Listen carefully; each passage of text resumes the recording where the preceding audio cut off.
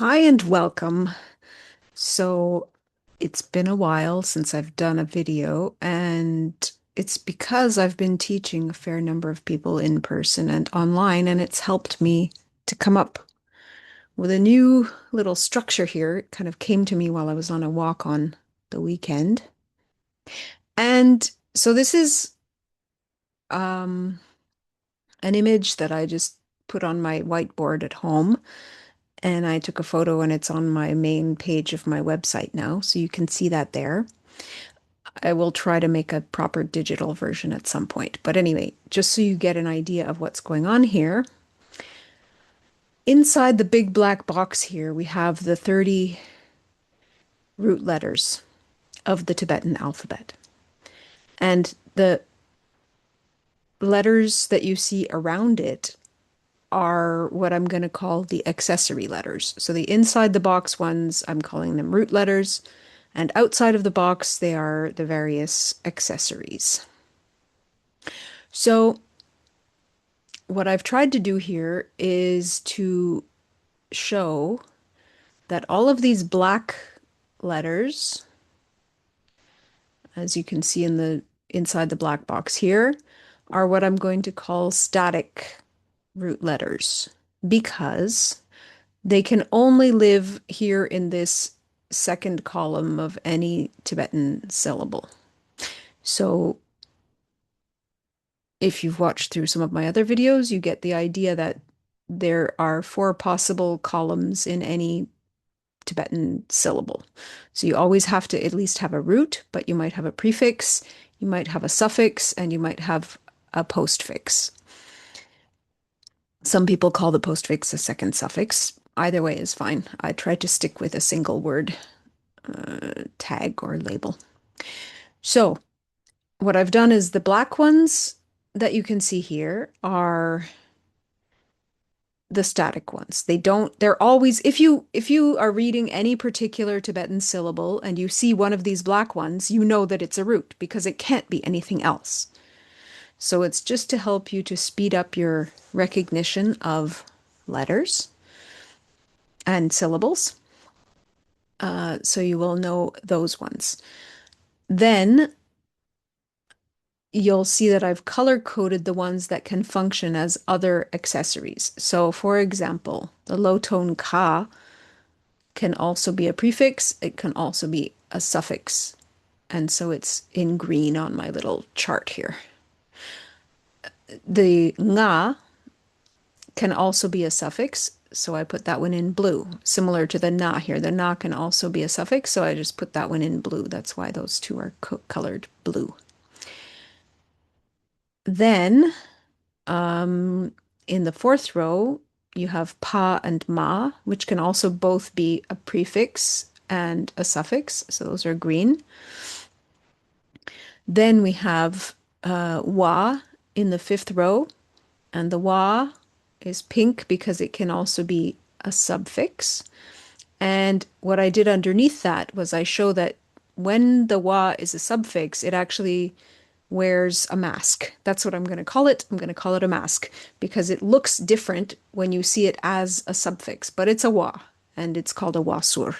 So when you see this little symbol underneath, you know that that's a wasur and that's what it looks like. Okay. And then same principle for the other pink one just underneath here. That's a ya. And same thing. The ya also works as a suffix and it wears a mask. It looks like the little boat under here. Then Ra is a rather particular case here. So I colored it orange because it's a little different from all the other ones. You'll see at the top, it can also work as a superfix. So it's orange, but it also wears a mask. It only wears the top part of the Ra when it works as a superfix.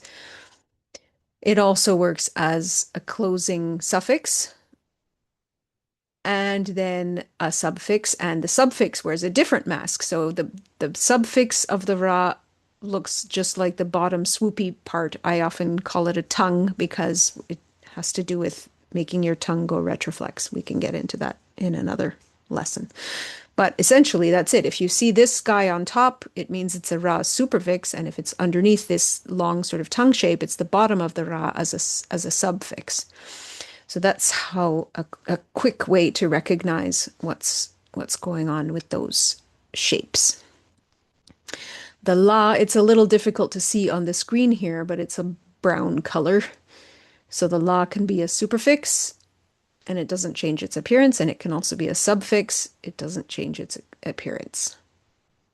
And it can be a suffix and it doesn't change its appearance. Okay, it stays the same in all three cases. And then the sa, I made it red.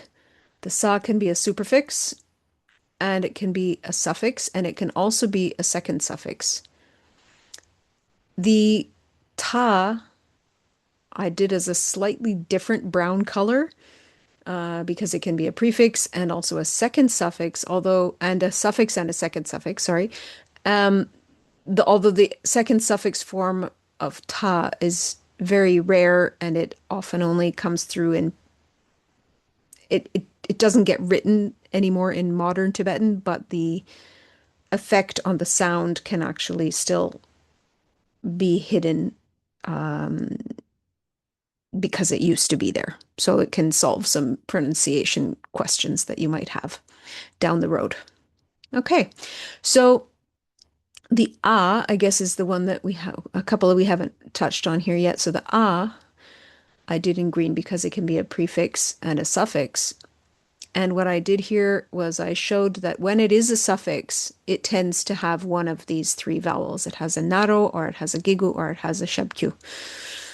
So just to be aware that that's often what happens with the suffix. It gets a vowel attached to it. The ha, I was sort of debating. I originally had it as a static root. Then I sort of thought of it as a subfix because I was thinking more maybe of Sanskrit letters. So I'm still exactly not sure how I'm going to classify it. I think we can call it a static root because there's only really one typical form in Tibetan, which is la, hata, tha, as in Lhasa, the capital city, right? So we can call that a root with a superfix la, and so it would stay black. So I guess in this picture, it's purple for now. I may switch it to black for the Tibetan only version, and I'm not exactly sure how I'm going to deal with the Sanskrit stuff yet, so I'm not there yet. So that's an overview of this little chart here. I hope you find it useful. Then I showed that, all of these parts are basically where the elements live, and then you have the tek that would follow it, and possibly a she after that. So you just get an idea, right? So the prefixes live here, the superfixes live up here. Oh, there's vowels up here that they're sort of off the screen. It's a bit big. So the top vowels would show up above, the bottom vowel would show underneath here. And these are the suffixes, and then these are the postfixes. The other really nice thing about this chart that I've done that I know is not a typical way of teaching Tibetan, I started with this part, but then I realized, wait a minute, I can actually just divide the whole thing into two groups. So my new habit of teaching ever since I started, I guess, well, like I say, I started slowly with just these four ideas a couple of years ago, and then now it's just very recently evolved into kind of a grouping of all five of them. So if you just take an example of, let's say the ka, right? High tone ka.